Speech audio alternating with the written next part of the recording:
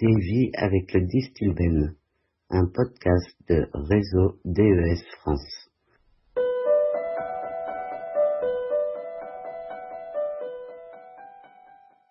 Entre 1948 et 1977, en France, du Distilben a été prescrit à 200 000 femmes enceintes pour prévenir les fausses couches. C'était en fait un médicament inutile dont les effets vont être délétères pour 3 générations.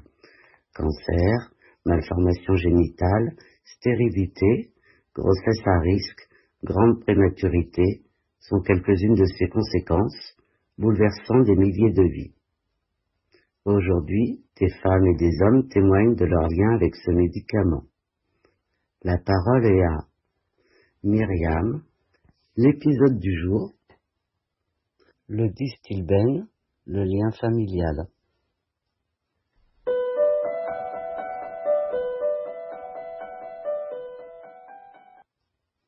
Dans la famille Distilben, je demande Myriam la fille. Corps et cœur. Le Distilben a eu un impact sur mon corps, une malformation utérine. Sur celui de mon fils aussi, qui doit se déplacer en fauteuil roulant.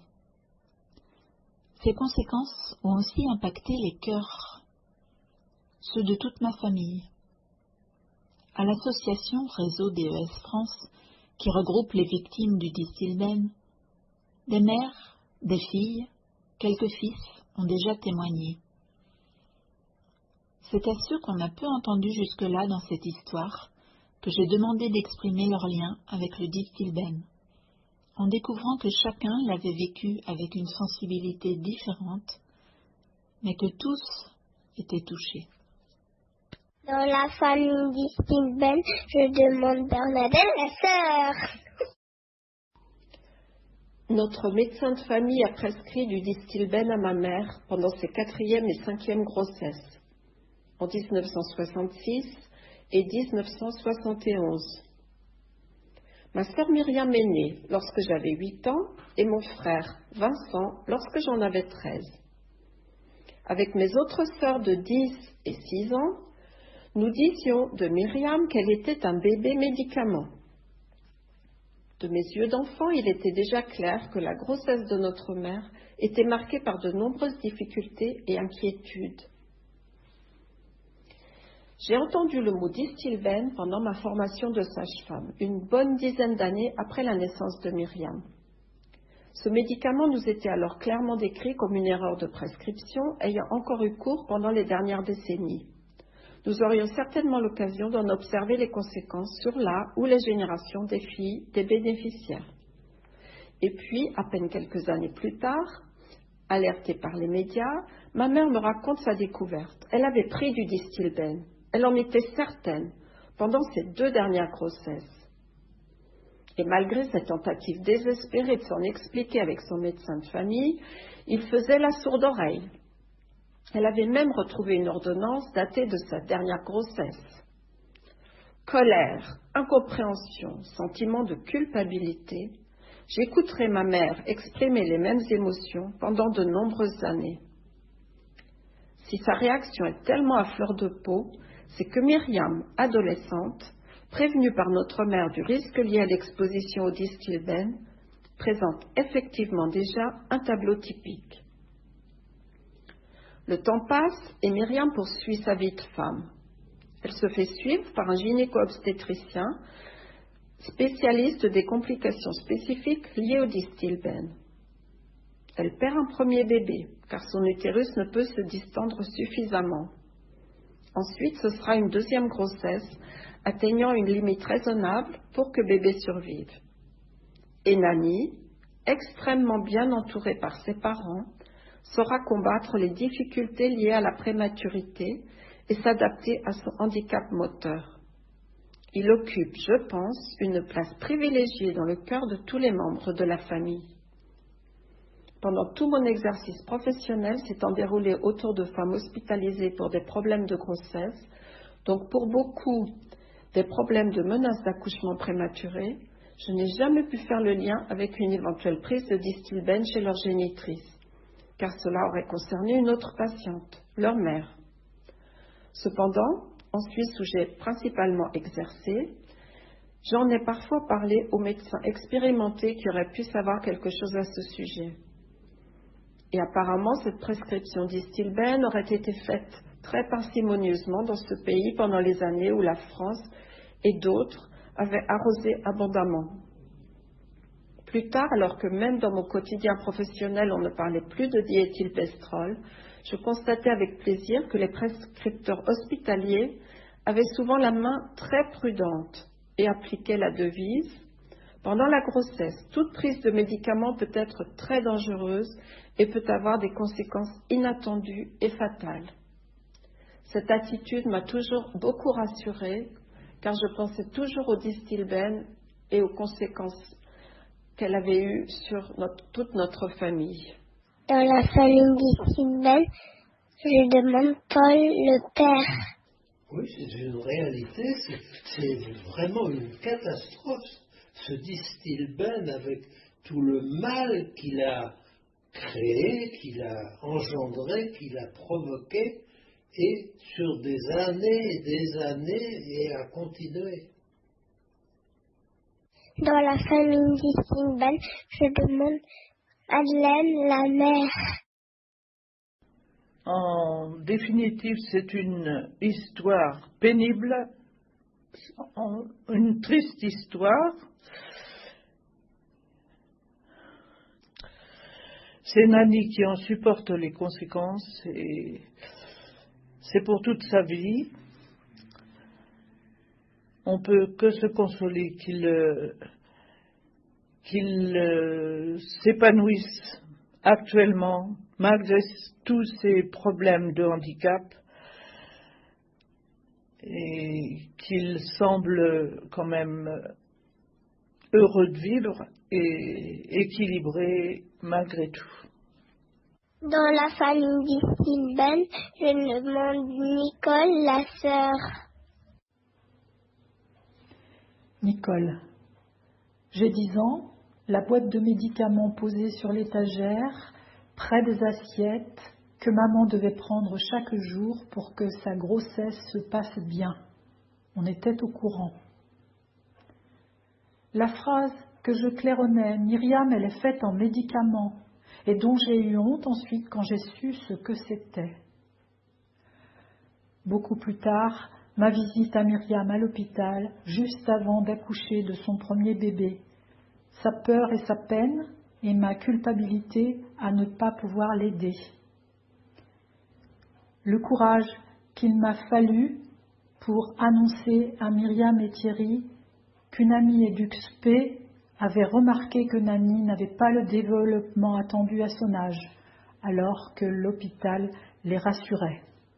Dans la famille Distilben, je demande Pascal la sœur. Après la découverte de la malformation de l'utérus et le traitement qu'a dû subir Myriam avant ses 20 ans, on a parlé pour la première fois du Distilben dans la famille. Inquiétude. Et puis malgré tout, Myriam a pu mener une première grossesse, mais le bébé, petite fille, n'a pas pu vivre, trop tôt, 5 mois et demi. Et puis un peu plus tard, Nanny est née, petite crevette d'1 kilo, un peu plus, qui a passé les premières semaines en couveuse avec des tuyaux partout. Inquiétude.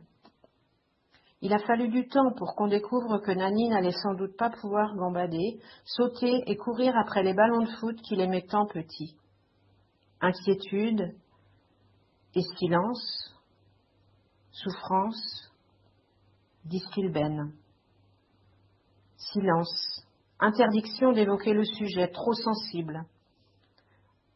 Madeleine m'a même dit que je n'étais pas concernée, que je n'avais qu'à me taire. Ça a été une des scènes les plus terribles entre nous. Et pourtant, de l'eau avait coulé sous les ponts. C'était en 2017 et Nanny était majeure depuis longtemps. En fait, tout le monde est concerné. C'est notre histoire familiale et nous avons tous été touchés par l'handicap de Nanny.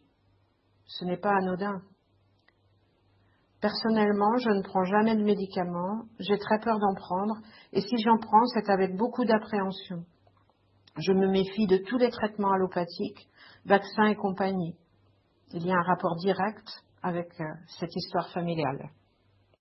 Dans la famille Distilben, je demande Vincent le frère. Et moi, je fais partie des chanceux, en tout cas jusqu'ici.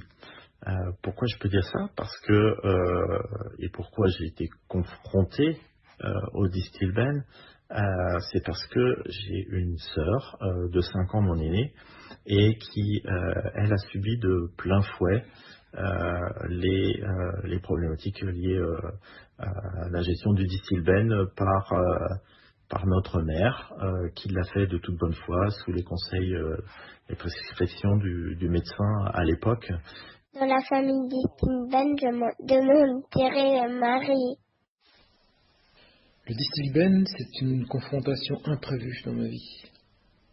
C'est surtout une très mauvaise rencontre pour moi, mais affreuse pour mon fils et ma femme. J'ai eu du mal à enregistrer ce témoignage. Quand je m'y projetais, je ne voyais pas par où commencer, tellement il y avait d'éléments à développer sur ces 35 dernières années. Surtout, je me voyais submergé par l'émotion avec des larmes qui affleurent pour pouvoir exprimer à des éditeurs de podcast mon expérience et les dégâts de cette mauvaise rencontre.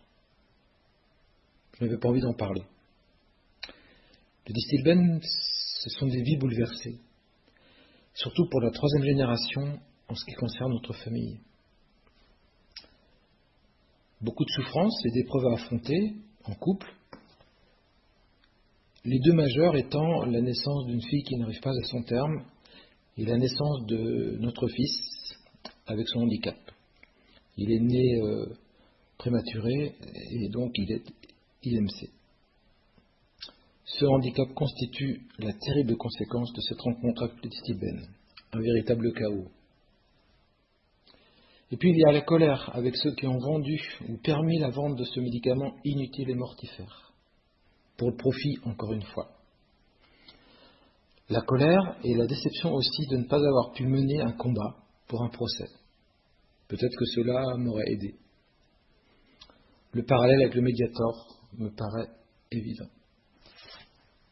Dans la famille Distilben, je demande Nani, le petit-fils.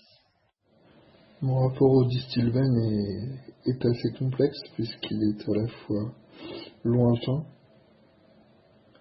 En effet, c'est ma grand-mère qui l'a pris alors qu'elle était enceinte de ma maman. Donc c'est une réalité qui est distante pour moi. C'est aussi lointain parce que j'ai l'impression que c'est une problématique qui est comme un fantôme derrière moi, c'est-à-dire qu'elle fait partie de ma vie, mais qu'elle n'occupe pas mes pensées quotidiennes. Et paradoxalement, c'est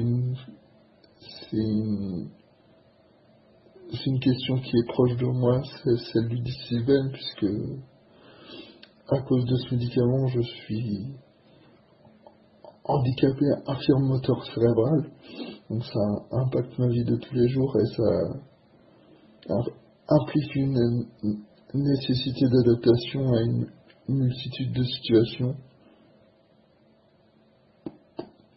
pour les déplacements et la vie sociale au sens large. Mais voilà, je suis philosophe par rapport à ça. Je pense que ça n'aurait jamais dû arriver et que c'est scandaleux que les laboratoires pharmaceutiques aient laissé prospérer une telle situation pour leur profit, mais à la fois je n'ai pas de haine parce que je me dis qu'il faut avancer et que la vie est belle malgré tout.